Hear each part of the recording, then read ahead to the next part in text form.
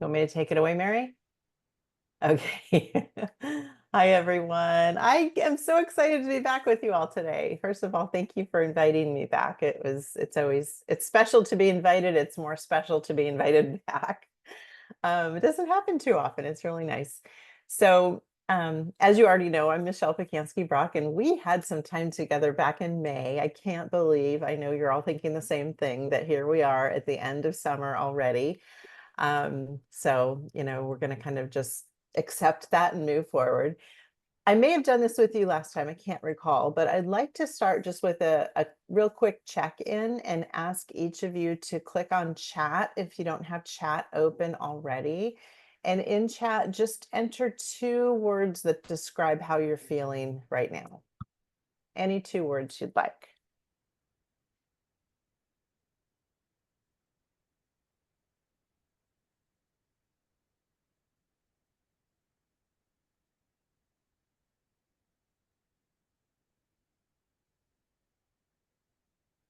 And I'm just going to read some of these words: curious and excited, stressed and tired, epic and fantastic, tired and excited, content and seeking, overwhelmed and tired, forgetful and tired, full moon, like that one, ready, sweaty and tired. I moved this week. Oh, goodness.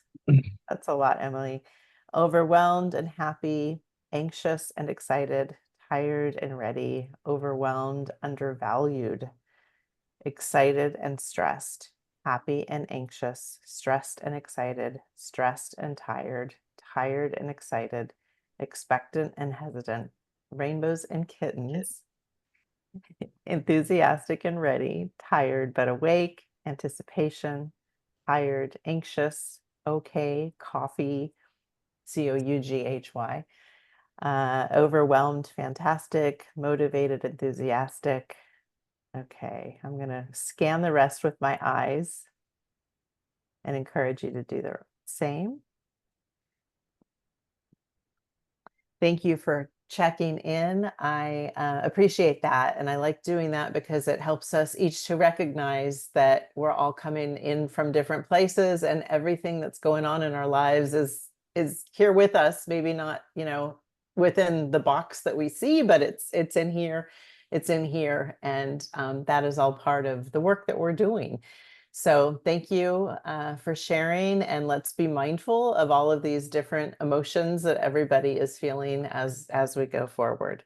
I'm in California, so it's 3 hours earlier. I'm mindful that it is the end of the day for you, and I think that makes a big difference.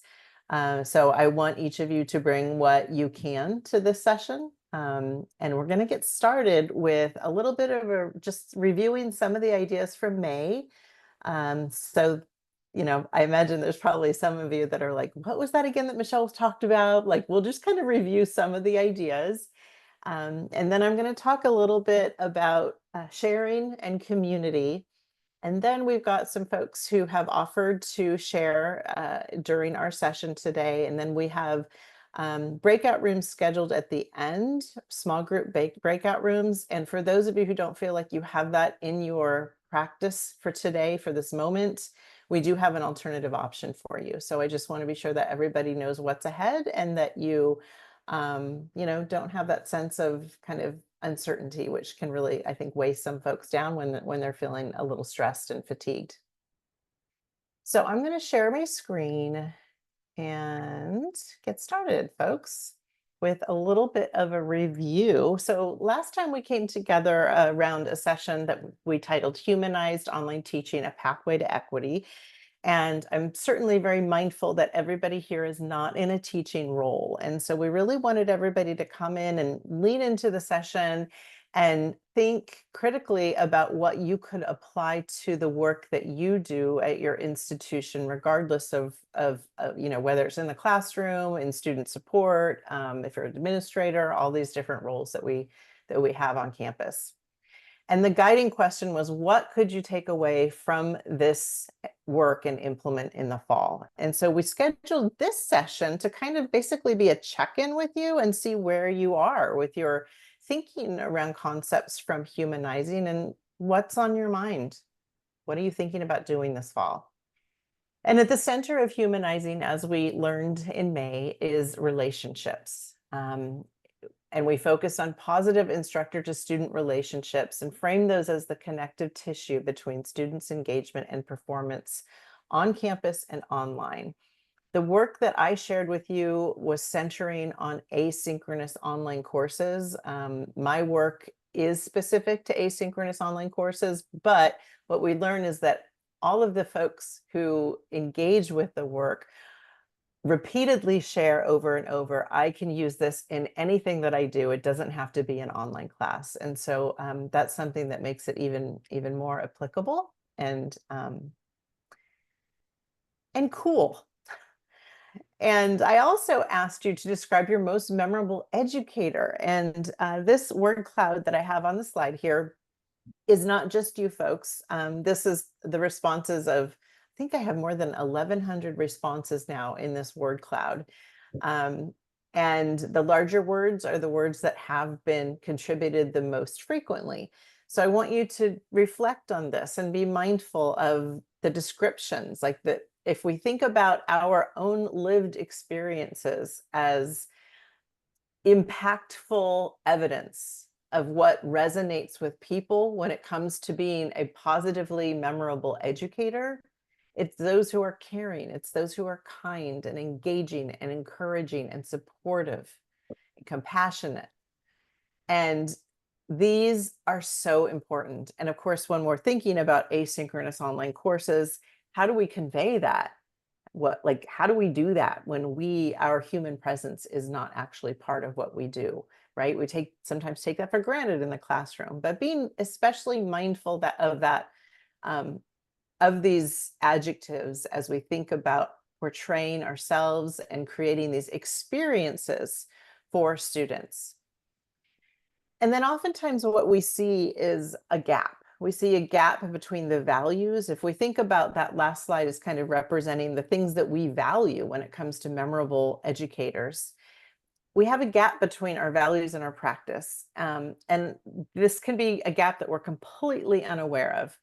And, some of us may see the gap right away when we kind of start being critical about our teaching practice or the work that we do on campus with students. And then sometimes it takes a longer time to really dig in. Like it may actually be, not until you're really being mindful about the way you write things in your syllabus or your materials on your website, right? You may look at something and go, wow, that really isn't very inclusive. I'm probably leaving a lot of people out with that language. And so that's some of the work that we were surfacing. And as we surfaced that, we really wanted to be centering the way people feel and recognizing that feelings are so important when it comes to anything that we do in life. And this quote from Antonio Damasio, who is a neuroscientist, says so much. The most recent research about humans reveals that we are not thinking machines, we are feeling machines that think. And the more we carry that with us and think about it every day of our lives, you realize it, because you realize that, when you're stressed, when you're tired, when you're fatigued, when you're feeling uncertain, when you're feeling, at threat because of something, you can't perform to your full capacity. It happens all the time. And so that's really vital to this. And then we delved in a bit to the concept of belonging.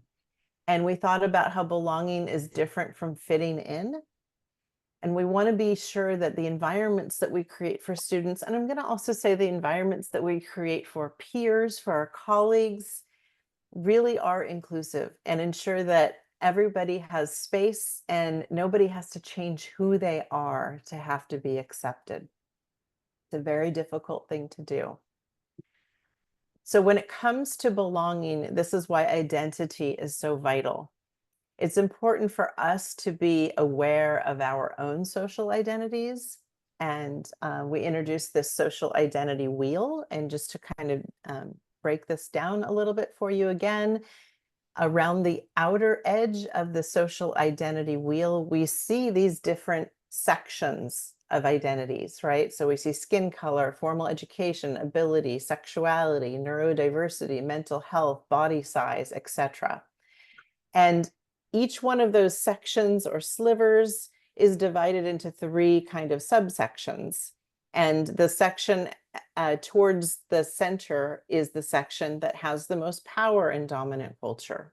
And as we move towards the outer edge, those are the sections of these identities that are the most marginalized. And it's really important for us to know where our own identities fall on this wheel, right? It helps to resonate with this, but it also helps us to recognize when we do have power in certain social interactions. And it's also important to think about where our students fall on the social identity wheel in terms of creating inclusive environments. So I find this a really helpful wheel to look at occasionally and kind of reflect on over time. So to create these inclusive environments, one of the things we talked about was being intentional about integrating what we called micro affirmations. And micro affirmations was a new concept to me.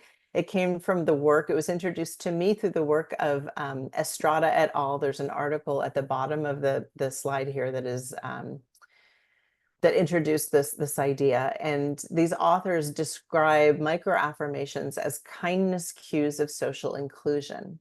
And so the humanizing model that we've been rolling out in California and doing research around intentionally thinks about like what are kindness cues of social inclusion and what could they be in an asynchronous online class. And so we introduced you to a few of them at the session. We also looked at week 0 to 1 of a course as this high opportunity zone for sending cues of social inclusion and building trust, and recognizing that some students more than others come into an environment with some form of trust developed. Like you think about trust as a spectrum, and some are coming in from a place of trauma and don't feel like this is where they belong and don't feel like they have self-efficacy, and they could even be just kind of waiting for someone to send them those cues. And that is what creates the psychological uncertainty or this space of psychological threat.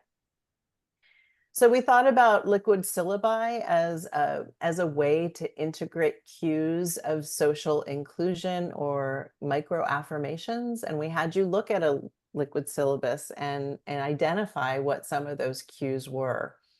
And then, of course, we want to encourage creativity in teaching. We think that the more we can be who we are in our teaching, the more fun it can be, the more creative it can be, and the more you're going to enjoy what you do. And the liquid syllabus is certainly an opportunity to do those things. And then we also looked at some bumper videos. Bumper videos are, by definition, they're 2 to 3 minute instructional videos that introduce a key concept, introduce an instructional idea. And there are 3 examples that I shared with you on the slides. I can't recall if I showed all of them to you, but every one of these videos is under 3 minutes long. And these are kind of fun ways to bring your human presence into students' experiences. And if we think about asynchronous online classes or websites, which are also asynchronous, right? We can start to imagine placing little bumper videos like this in different places and having that be an opportunity to meet students and to share our social presence and who we are as an individual and welcome them in different ways. So trying to break out of that thinking of I need to have people in a room, right, to send these cues of inclusion. There are lots of different opportunities in our environment today to send these cues. And then I don't think I have this in my slide deck, but I did have a quote that talked about how I think the quote actually said relationships can be like vitamins. They can nourish you, but they can also be like poison. They can be toxic. And I wanted to replace the idea of relationships with interactions, because I do believe that any kind of interaction can also be like a nourishment, or it can be like a poison. And when we think about interactions, we generally think about, like, having a conversation with a person. But in the asynchronous environment, anything, right? And when you give your students your syllabus, even if they're right there in front of you, they're going to take that syllabus and refer to it later. And that's also an interaction. So when we're designing a web page, when we're thinking about the different clicks through in an asynchronous online course, when we're thinking about having a Zoom session, right? All of these things are interactions. These slides are new. I wanted to share this with you because I thought it was fascinating. I thought it made a great example about the power of language. This is a research study from 2020 that I came across recently. And there were two groups. There was a instructor in group one who welcomed students in an 80-second recorded voice message that centered sameness as a value. And then there was group two, where an instructor welcomed students in an 80-second recorded voice message that centered difference as a value. These are the messages. Exact same message, just a few words that are different.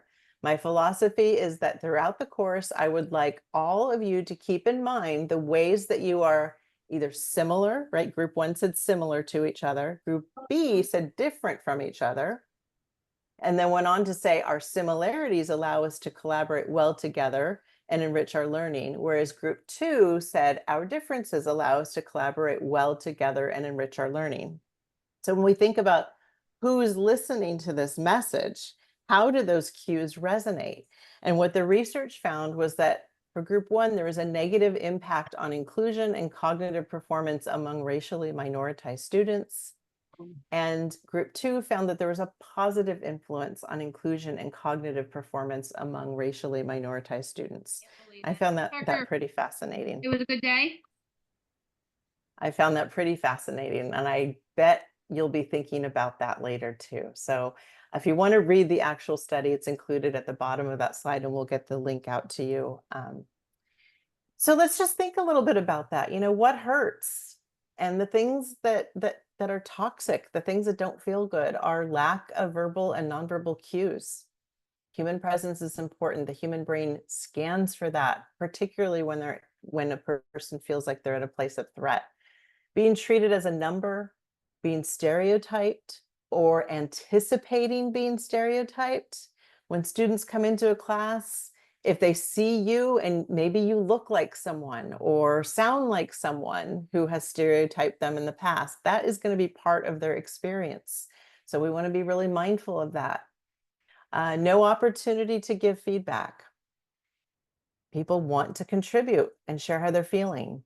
Use of punitive and oppressive language, not seeing yourself in course materials, not feeling seen or heard, violating trust, failure to ensure emotional safety, and non-collaborative.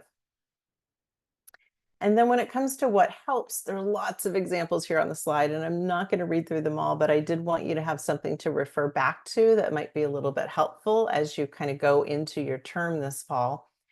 We want to always send cues that we believe in students' abilities. Those phrases of validation are so important when you send feedback to students, right? When you type up your syllabus or your welcoming statement. I believe everyone can be successful in this class, and I've designed it to support you through that experience. Yeah, so I'm just going to pull out a couple of other things in here. Be imperfect, share your struggles. The more students know that, other people, like their professors or their counselors, struggle too in life, that really resonates with individuals. Center difference as an asset, and that's what came out of that research study that I just mentioned a few moments ago.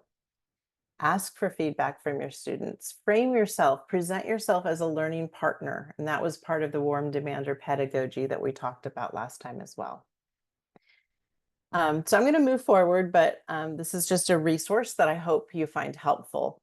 So our guiding question again was, what could you take away from this work and implement this term to accelerate a pathway to equity?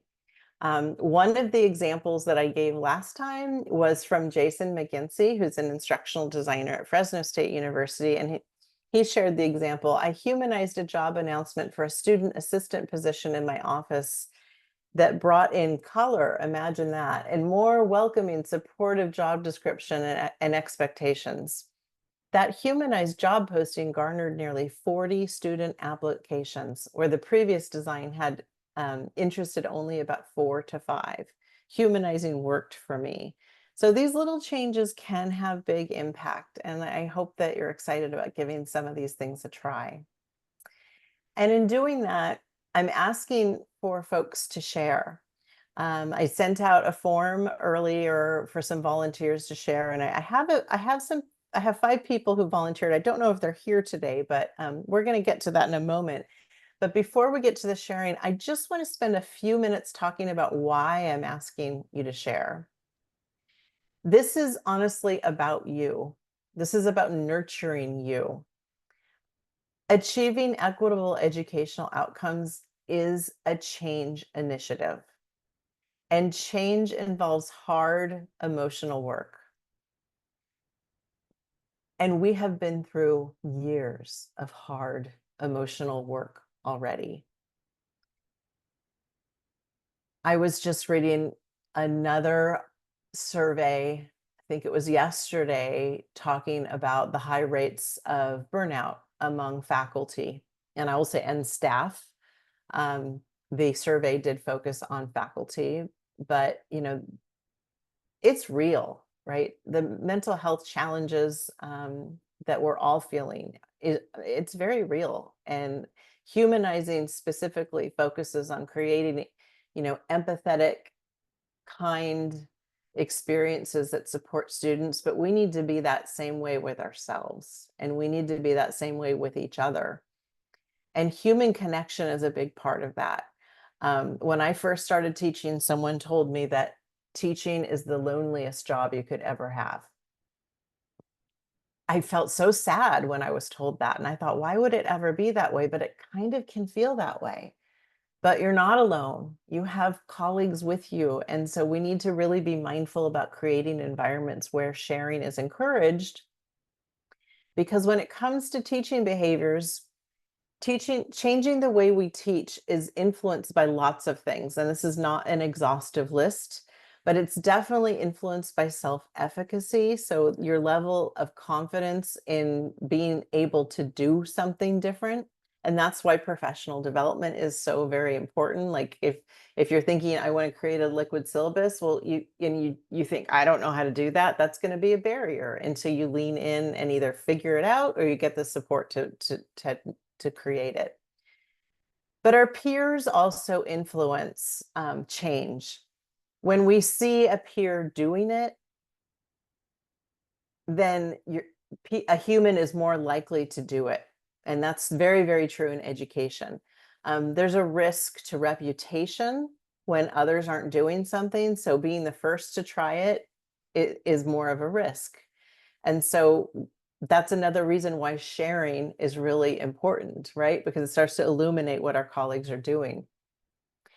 And it's also changing the way we teach or the way we approach our work in education. I should have framed that a little bit more inclusively, sorry, is also positively influenced by seeing examples, because when you see an idea in practice, it gives you ideas about how to do it.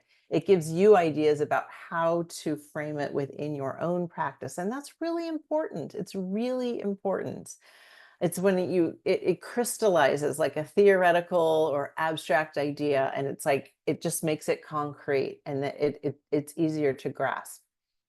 And I also wanted to add that it can be more, in fact, impactful if examples are discipline specific. In some cases, we do find that usually is true in STEM. STEM faculty really want to see what other STEM faculty are doing.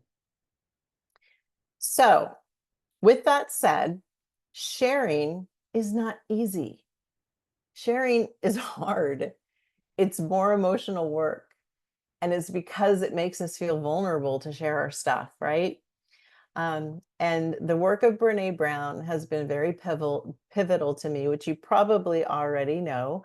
Vulnerability, according to Brene Brown, feels like weakness, but it looks like courage. And that's something that her research on emotions has identified in the data. Vulnerability feels like weakness, but it looks like courage. So I like to think about sharing as being brave and being courageous, even though it's going to feel not so good, or it may not feel so good. It's different for everybody, right? And taking off the emotional armor that we've been taught to wear is where we find authentic connection, community, and joy. So I really want that for everybody here. And I know that you're already part of a community. And I heard Mary talk about a community of practice that's going to extend this work. And I think that's all wonderful.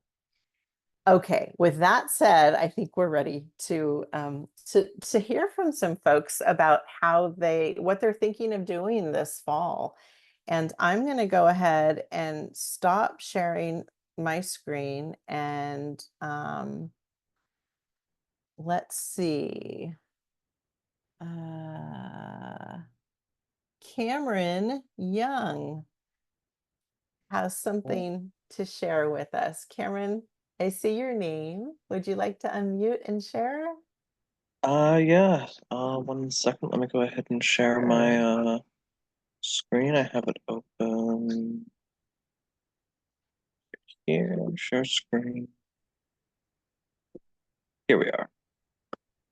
And should we do an introduction, or do you all know each other? I don't know what's helpful for the Um, group. I'm here with some people from my department, but and from my campus. But for the purposes of anyone who hasn't already spoken to me, hello, my name's Cameron Young. I am from Westwood State University. Specifically, I am from the CIT department, which is one of the tech departments on campus. We handle the LMS, or the Blackboard in this case. It's the system in which case our online classes are managed, created, and accessed by faculty and students. And Excellent. yeah, so right here I have, for my action plan, I wanted to focus upon um, since I'm not a faculty member, I don't have a specific class to work on, but my department is working on our LMS, like I said. We are working on changing over to a new LMS, ideally come next fall, not like next week fall. The next fall, we should be ideally switched over fully. Not sure on which yet, but we're looking at them.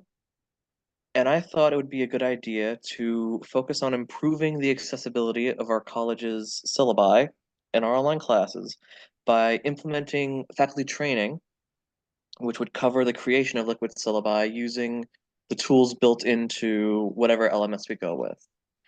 The ones we're looking at all have an enhanced content creator, essentially a set of tools that allow more focused work upon the class, the structure of the class, and the different things accessible to students, as it were. And the steps of my plan going from there. So the first step with our switchover is we have to train our staff to understand it. Because if our staff don't understand the new LMS, how do we expect to teach a bunch of faculty and students? Um, and from there, we're gonna have someone focus entirely on the enhanced content creator. From there, we're going to compile some instructions on how we're going to use these tools to form a proper syllabus.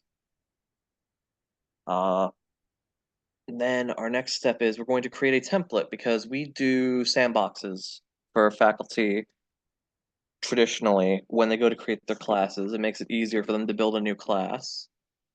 And we're going to fill this template with rough layout of what you might expect for a liquid syllabus, some spots for embedded videos and the like. And we're going to take the template and the instructions, and we're going to put them into our Play-Doh training course. I'm going to see if I can scroll down a bit. There we go. Uh, we do training courses for instructors. It's something our department always does. Anyone who's taken a class at Westfield State online knows, or sorry, taught a class, I should say, knows that you're required to do training with our LMS before we allow you to teach on it, as it were. But I'm thinking since we're doing the switch over, we can introduce the tutorial, the template, the instructions regarding liquid syllabi, and ingratiate that into our training course. And it gives an opportunity for us to get in touch with the professors who already did any training and have them come back to take a quick look at this after the fact. Um, and naturally, um, it would be nice to have the liquid syllabus sample, obviously from Miss Bakansky Brock's presentation.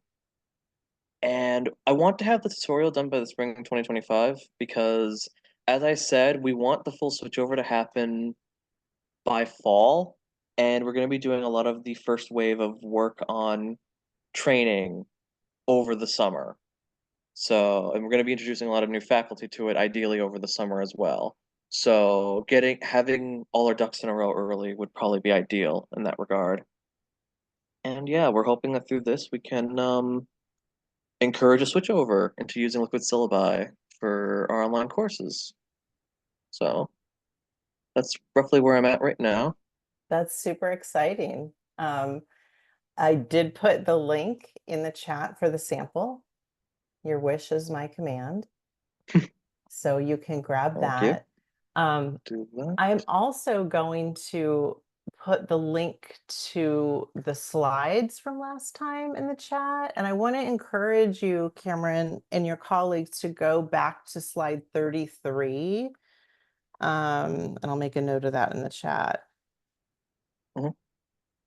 Because it describes some of the characteristics of a liquid syllabus. And the reason I'm emphasizing that is, when practices get adopted, sometimes some of the inclusive elements of it get lost. And it's like, oh yeah, I have a liquid syllabus. And just because it's digital, just Mm, because so there's more to it than that, right?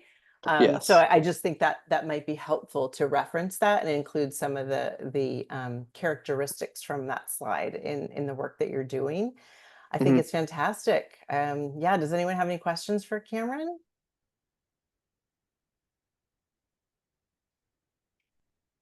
I thank you for being willing to share, Cameron. Welcome. I'll stop Yeah. sharing real fast. Okay, fantastic. I love seeing the practices get adopted like that and in different ways and applied in the context that makes sense for your institution. Yay, congratulations and good luck with that work. Let me toggle on over to my notes here. Do we have, let's see, hold on a second. Whitney Osborne, are you willing to share at this moment?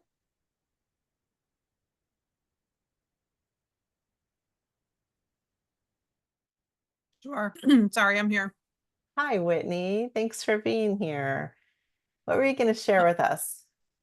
What's on your Um, mind? I don't have anything to share like visually right now, but some thoughts were about trying to do a similar project for one of my research courses in terms of a liquid syllabus and involve students on the first day trying to get their input into the sequence of the semester and what they feel like the best supports would be for them because it's a class that the students often struggle with. Mm. So it sounds like you're thinking about using that liquid syllabus as an opportunity to open some dialogue with students, as well as some of the other benefits that we talked about. Yeah, both as a discussion and also maybe um, with some sort of anonymous sort of opportunity for them to contribute thoughts to Mhm. what they think about um, sequence of the semester and what they've learned. It's a research class, so what they've learned about research so far and where they're sort of muddiest points still are, what we need to go back over. And just try to get some more input from them about what they really need to make this semester go smoother. Excellent. I will add to that and just share some thoughts. I have heard from, I've never done this myself, but I've heard from other educators who have taken the liquid syllabus idea and had students annotate it using an annotation tool like Hypothesis. Something to think about. That's certainly an easy way to get some student, feedback laid on top of the actual content. Yeah, and actually I was thinking about using Hypothesis for some article annotation for the semester anyway, so that would be sort of two birds. Yeah, a great way to scaffold the introduction of that tool and build some self-efficacy right off the bat. Excellent. Thank you, Whitney, so much for sharing, and good luck to you. I hope that makes an impact for your students and for you too. Thank you. And let's see.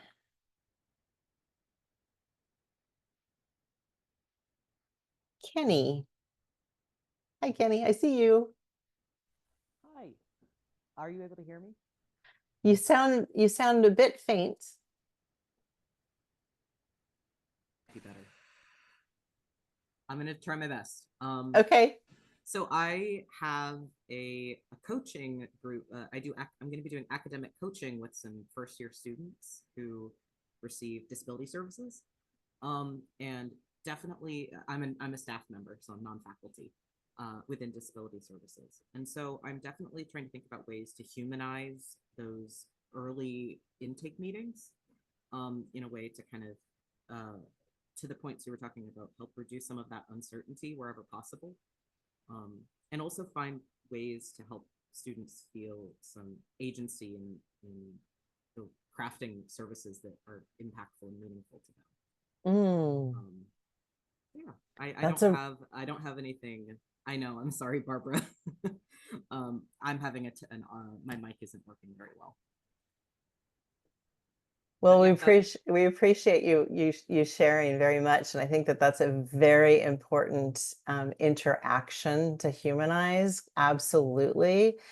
I'm just curious, are you thinking about doing that like through a website interaction or actually in person? When are you trying to meet students before they actually sign up for the service? Is that what you're considering? Yes. Okay. Doing a 15-minute orientation meeting to kind of provide some context and help the student feel like they know what's available.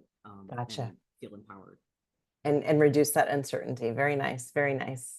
Excellent. Thank you, Kenny. That's beautiful. I love hearing all the different facets of the college experience that are being the humanizing is trickling down to. That's really exciting. And let me take a look at my list here and see if our next person is here. Okay, so the person who signed up, the person's name is Rebecca Lartigue. I see. I'm here. Oh, you are here. Under Becky, Oh, sorry. Oh, okay. I was looking under the R. So I was going to say there's another Rebecca, but okay. Hi, Becky. Hi. So one of my initiatives under Humanizing is in my capacity as a director working with an honors program. And we have students who are international students, who are first generation college students. We have students who haven't thought of themselves as honors students. So I think this practice could work in any community setting, not just for honors students. But we have a social media presence for the program. And again, it wouldn't have to be done this way. There's ways to do this with just sort of postings on bulletin boards and physical spaces. But we do a Meet Some Honors Program faculty and staff Fridays. And so I'll put a link in the chat so that people can sort of follow. Excuse me. Hopefully this curated link gets you there. If it does not, I will give you the direct link. But it's basically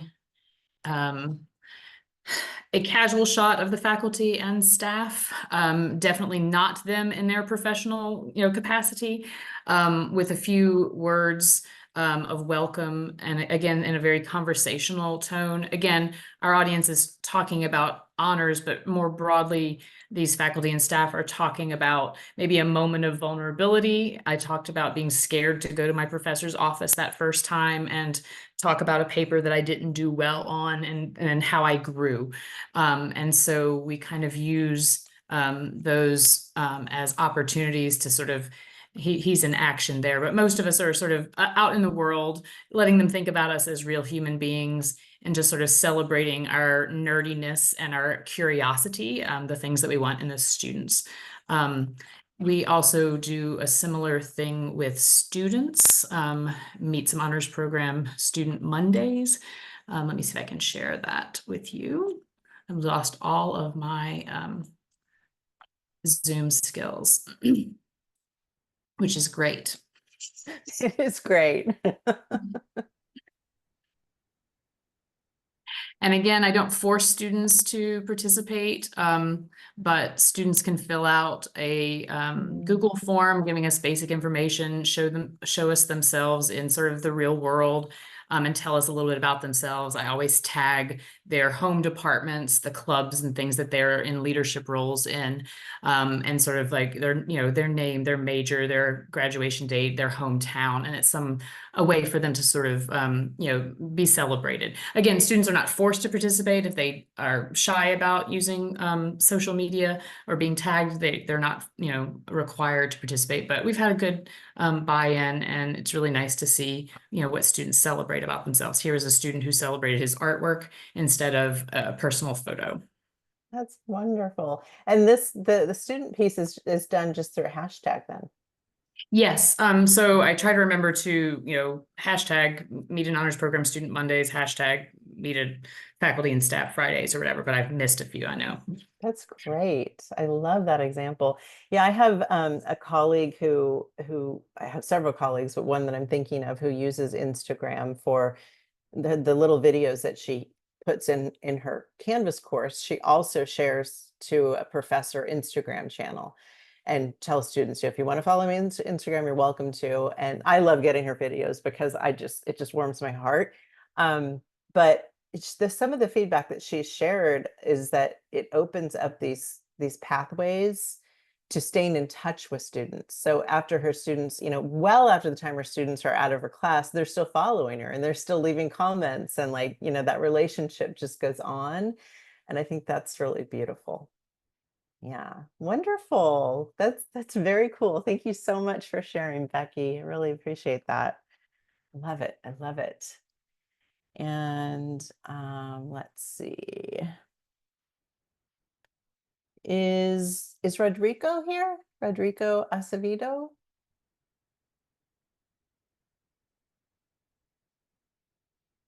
I don't see Rodrigo under the R's, but I just wanted to check in case there was a different name that Rodrigo joined under. Okay, so I don't think Rodrigo's here. If I'm wrong, please let me know. Please be seen. So we are now going to give everybody an opportunity to share something. And this is when we're going to transition over to our small groups. So let me go ahead and Michelle, before you go to small Yeah. groups, we have Cassandra said she would share something. Oh, okay. Okay, yeah. I'm sorry, I missed that. Hi, Cassandra. Yeah, I'd love to have you share with the group if you'd like to do that. And then we'll go to small Sure. groups after that. I was just gonna share. I was gonna enhance I teach asynchronous online for Westfield State math, and I'm going to be creating a video every semester now that introduces myself, because my hair changes every year.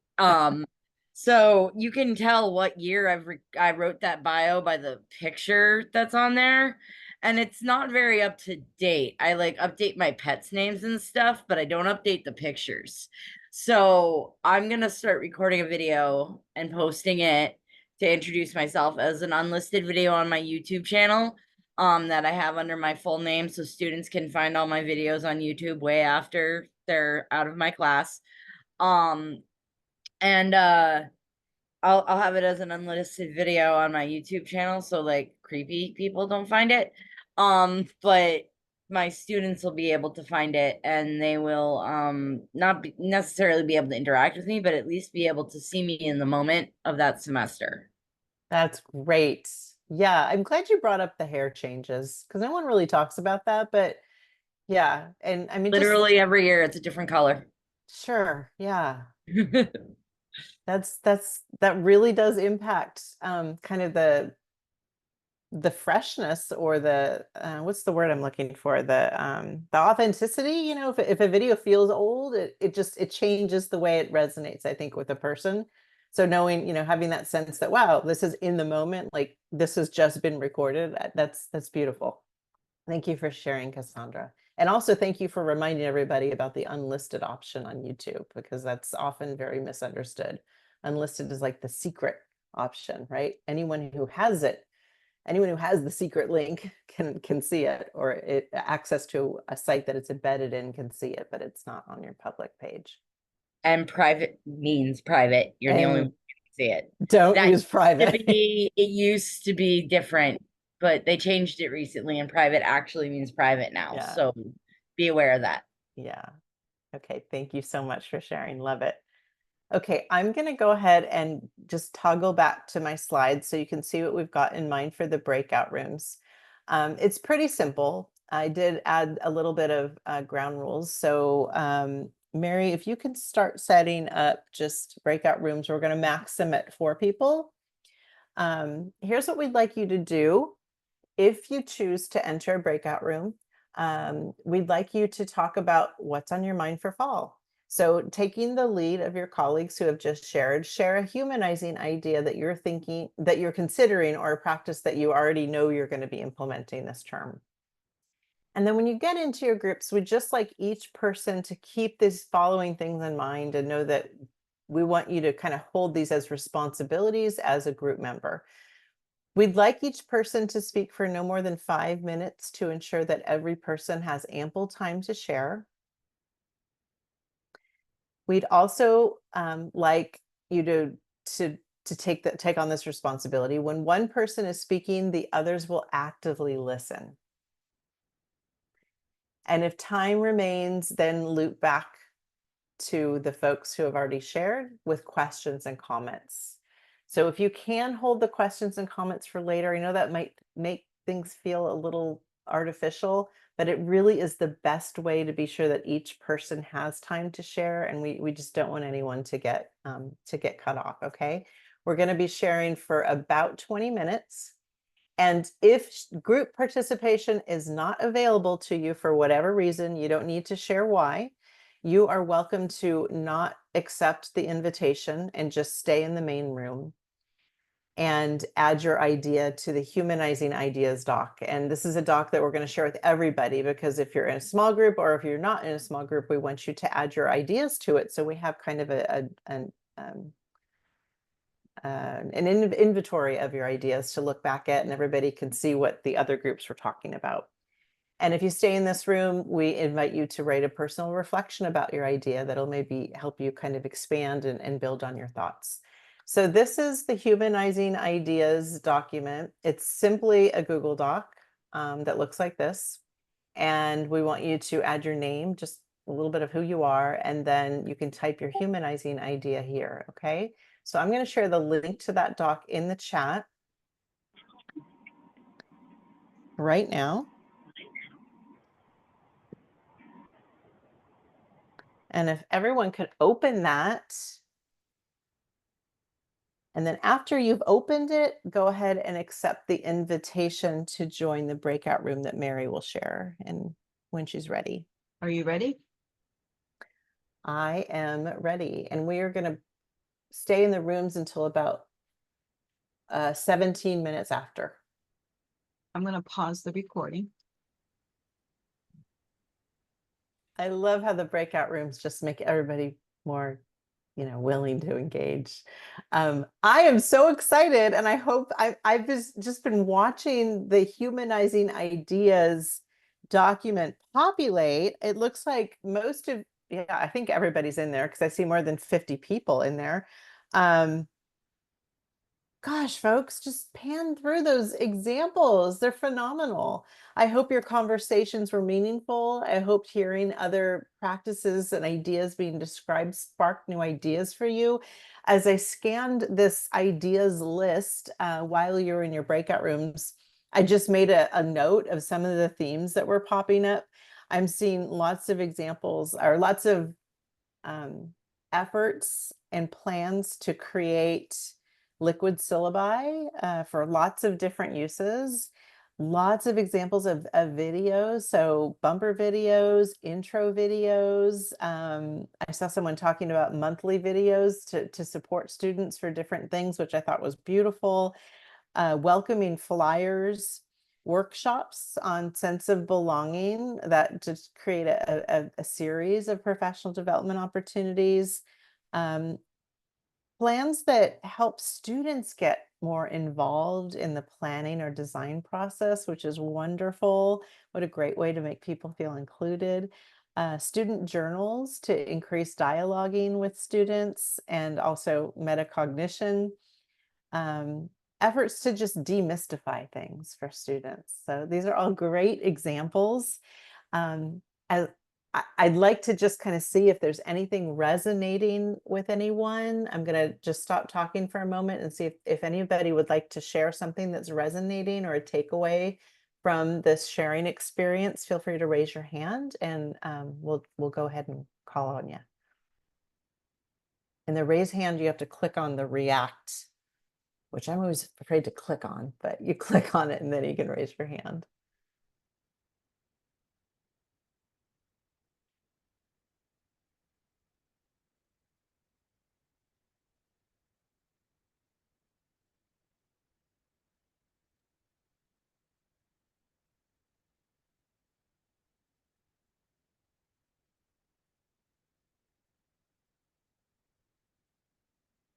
Okay, I'm going to leave that prompt out there. If there is anything anyone wants to share, feel free to follow up and raise your hand. I'll keep my eyes on the list here.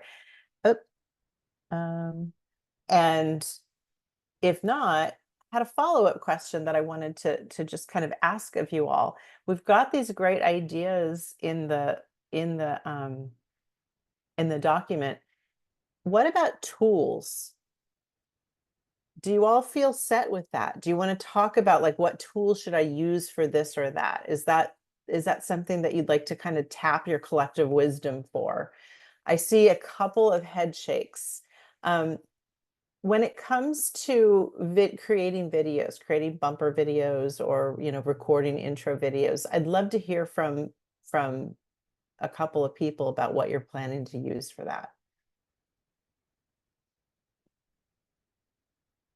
Or if you need ideas.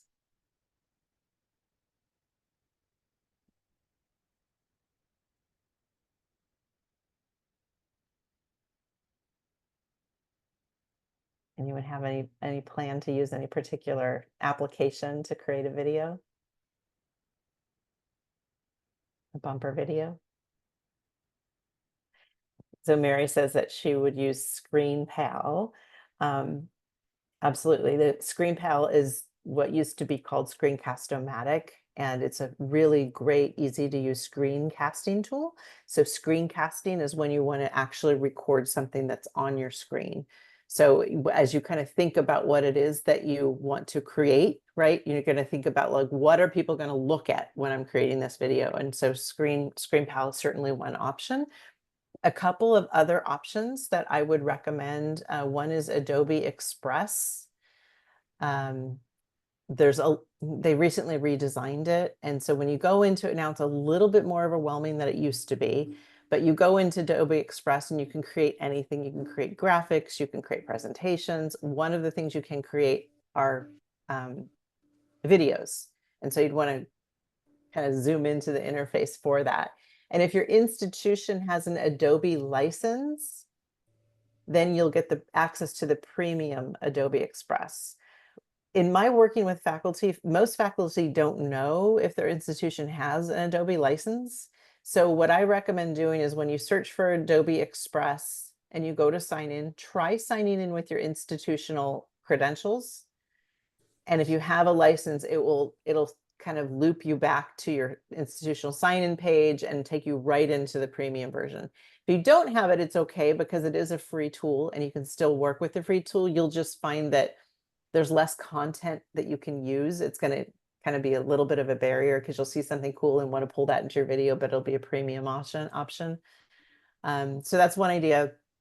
Another resource that I really strongly recommend, I like it more for graphics and slides than for videos. I find the video interface a little bit more tricky, but it's Canva, canva.com. So if you haven't seen Canva, Canva is what I use to create that little banner just at the top of the humanizing ideas.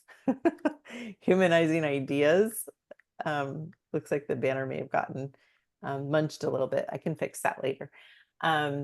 Yeah, so it's an online graphic design tool that has a free option. It also has a premium option, like everything, right? And so you'll get more access to things if you pay for it. But trust me, I know how those monthly subscriptions are a bit outrageous.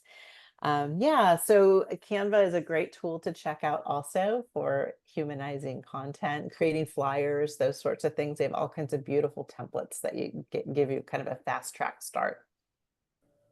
Yeah. Any other suggestions? Patricia, hi, I see your hand up. Yes, it's not a suggestion, it's just a question about a Screencast-O-Matic. I haven't used them in a while.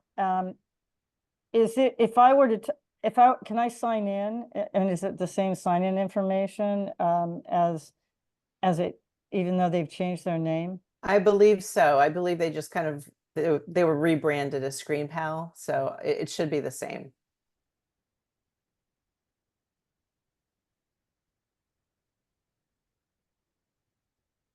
But if not, we all know how to click on the forgot password button, right? That's something that we do daily in our lives these days, it seems like. We're only human. It's maddening. It's really maddening. Okay. And so Kyle, thank you, Kyle, has shared STCC has a license for ScreenPal. Pat, you can reach out to us at CODL, CODL, if you need help. That's awesome. Love it. And then don't forget that this is a great little tool too.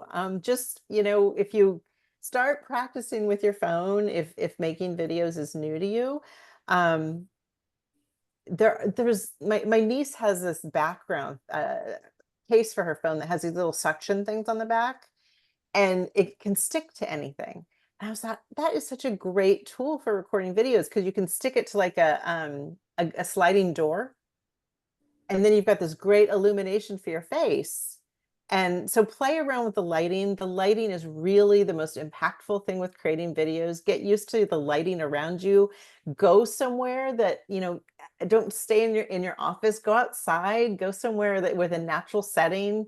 It's a great way to kind of just humanize a video, is to get outside of an academic context when you're recording. And yeah, think about, how you could keep that phone steady. There are little inexpensive tripods and things. I have one with a bendy sticks that kind of I can wrap around anything that's in my environment and kind of stand away from my video. And also think about your sound. I know AirPods are super expensive, but if you do have the wireless kind of earbuds that come with a built-in mic, that's a great way to record crisp audio sound, and it filters out some of the wind and background noises. But if you have something with a cord on it, that works just as well. You just have to, keep your phone a little bit closer to you. So those are some tips that I'd recommend. And we are out of time. So I'm just going to see if there's anyone who wants to add a final thought to the end of our session here. Any takeaways, any last minute questions?